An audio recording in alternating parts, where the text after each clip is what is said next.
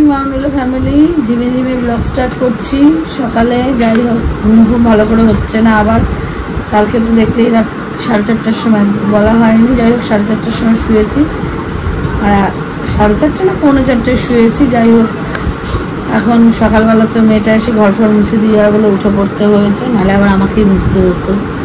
যাই হোক কালকে তো মুছলাম, আর বেশি মোছামুছি দরকার নেই।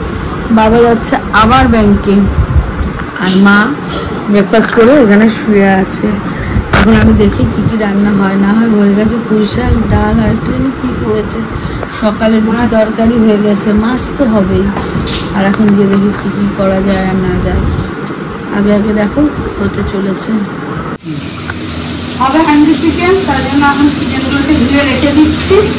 এরপর কখন হারিয়ে আসবে, হাই করাই আসবে, তারপর রান্না হবে। মশলা মশলা জমা একটু বেশি যাবে, দেখে এখন এটা না করলে হবে না। ওদিকে দিদি রান্না করছে মাছ, দেখিয়ে সব মাছ রান্না করছে দিদি। আর ওদিকে রান্না হয়ে গেছে, আর বেশ পুঁই শাক হয়ে গেছে, সমস্ত রান্না। আমার মাংসটা ধোয়া হলে বাকি জিনিসটা হাঁড়ি করতে যেতে হবে, লোকের বাড়ি বাড়ি হাঁড়ি খুঁজে এলে তারপরে রান্না বসাবো আমি। ততক্ষণ দেখতে থাকবো। 1:20 বাজছে, ছেলেকে দিলাম খেতে, এখন ঘুম থেকে উঠে ব্রাশটা করে খেতে বসবে।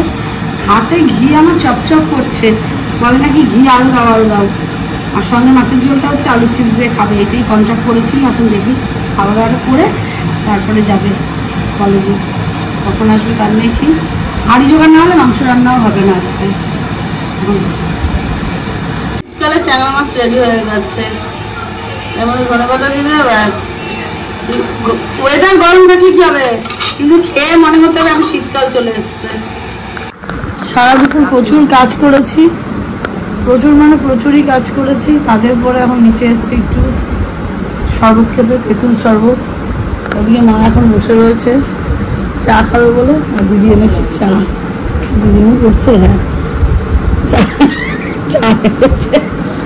আমার সঙ্গে অনেক সহযোগিতাও করলো, আমার কাজের মধ্যে একটু কোঅপারেট না করলে তো হয় না। যাই হোক সেটাও করলো, আমার সঙ্গে সঙ্গে দৌড়ে দৌড়ে গেল ফোনের সাথে সাথে।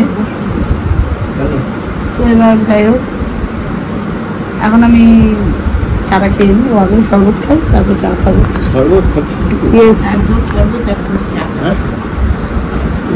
ভাবলো কি বলতো আমাকে না দিয়ে খেলো, ওই জন্য এই কথাটা বললো। না গো, উনি ভাবলো কি বলতো আমাকে না দিয়ে খেলো, ওই জন্য। যাচ্ছে এখন মাটির হাঁড়িটা আগে কিনে আনি, চাটা খাওয়া হলো। যাই আগে, টোটো দাঁড়িয়ে আছে আমার জন্য অনেকক্ষণ থেকেই, নিয়ে আসি তারপরে দেখা যাবে।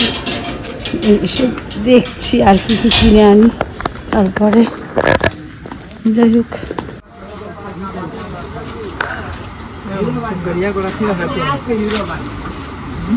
কটন তো এটা, কটন তো একদম। তাহলে ঠিক আছে, গামছা গুমছা তো নেওয়া হয়ে গেল। এবার দেখি আর কিছু না, এবার টোটো ধরবো, টোটো ধরে বাড়ি নিতে এসেছিলাম মাটির হাঁড়ি কিছু নেওয়া কমপ্লিট। এবার সোজা বাড়ি, আর বাকি মশলাপাতি যা আছে সব কিনে নিয়ে নেবো সামনে রাস্তা থেকেই, তাহলেই হয়ে যাবে।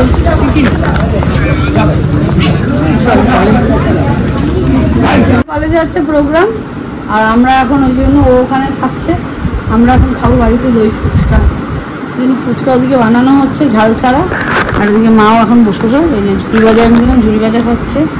আর ফুচকাটা বলবো একটা প্লেটের মধ্যে সব দিতে, আর দই ঠই রেডি আছে, বাড়িতে করে খেয়ে নেবো। যাই আগে, তারপরে থালা ফালা নিয়ে যাই, সাজিয়ে ফুজিয়ে দিই, তারপরে দেখি। এখন হবে ফুচকা পার্টি, আমি আর মামলা এখন খাও ফুচকা। মা এখন বসেছে রেডি হয়ে গেল রে, এই যে রেডি হয়ে বসেছে। কটা ফুচকা ভাগে পাবে জানি না, কারণ দই ফুচকা বলে কথা বেশি খাওয়ানো যাবে না, আর আমার তো না খেতেই গলায় আটকায়। যাই হোক খেয়ে নিই, বেশি গল্প টল্প করলে না ফুচকা নিতেই যাবে। ছোট ফুচকা নেবে,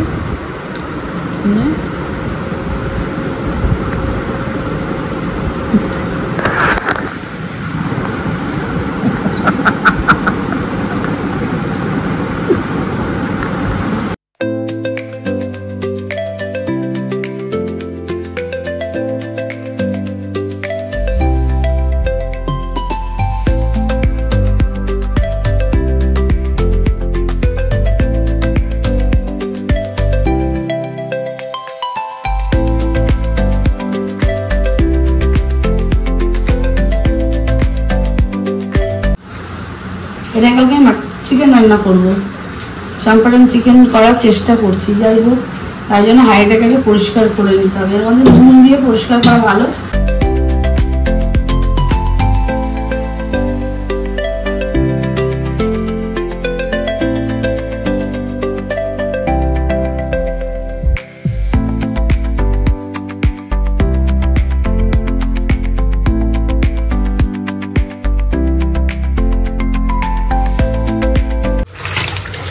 নুন দিলাম, এবার বেশি করে নুন দিয়ে হাঁড়িটাকে ডুবিয়ে দিলাম। হাঁড়ির যদি মানে ফুটো ফাটা থাকে তাহলে সেটা বুঝে যাবে।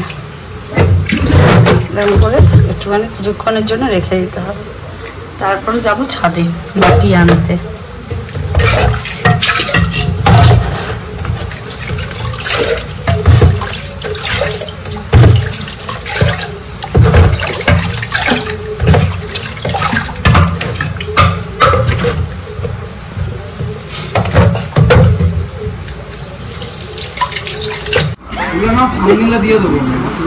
মডেলের জন্য খাবার পাঠিয়েছি, যে মডেল বসে পড়েছে খাবার নিয়ে হাতে। হেঙ্গু মডেল যে তুমি ওই যে তোমাকে তো এই দিদি এসে খাইয়ে দিয়ে গেল না, ওই দাদার মতন। হ্যাঁ, আমাকে পাঠালে পারে না, একটু খাইয়ে দিলে বেশি খুশি হয়। এদিকে তাকাও, এদিকে তাকিয়ে বল, টিভির দিকে তাকিয়ে বলুন না। হ্যাঁ, কেউ যদি আমাকে কোনো কিছু পাঠায় না মডেলকে, তাহলে আমি কিন্তু খাইয়ে দিলে বেশি খুশি হই। আমি আবার হেঙ্গু মডেল, কিন্তু যার হাতে যা দেখি তাই আমি ছোট মেরে খেয়ে নিই। নাও খেয়ে নাও এবার তাহলে তুমি। না কি বলেছে তাহলে কেক নি নাও খেয়ে নাও, খেয়ে নাও। ওদিকে আমার ছেলে খাওয়া হয়ে গেল, কার জন্য এনেছে আর কে খেয়ে নিল। যাই হোক, বলো তোমার ভালো লেগেছে? আমার ভীষণ ভালো লেগেছে। আমার নাতি যে হাতে করে নিয়ে এসছে, তার ফ্রেন্ড যে পাঠিয়েছে, এইটাই অনেক, এইটাই অনেক। সে তাকে দেখলাম না ঠিকই, সে আসলো না আমাকেও দেখতে। খুব খারাপ করলো, খুব খারাপ করলো। দিদা এত বাজে, দিদার কাছে এলো না। ওই জন্য আমি খাবো না, খাবো না, খাবো না, খাবো খাবো।